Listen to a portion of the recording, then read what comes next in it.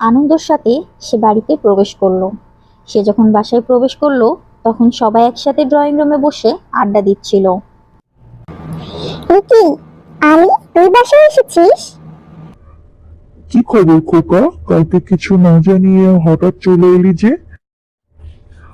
আয় ভিতরে আয়, এসে বস। আলী আসাতে তার বাবা মা কারোর মুখে হাসি দেখতে পেল না। সে চিন্তা করতে লাগলো, কি হলো, কেউ খুশি না? আমি কি ভুল সময় এসে পড়লাম?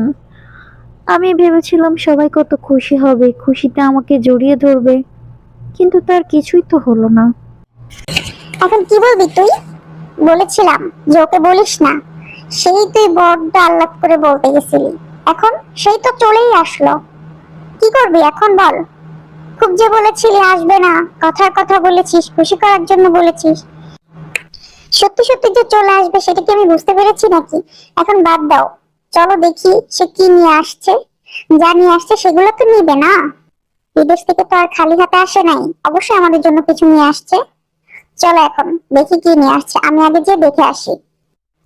আলী তখনও চিন্তায় ডুবেছিল। কি ভাইয়া, তুমি দেখি আমার ঘরে বসেছো? আচ্ছা বসো, সমস্যা নেই। তুমি কি নিয়ে এসেছো আমাদের জন্য আসার সময়? আমাদেরকে দেখাবে না?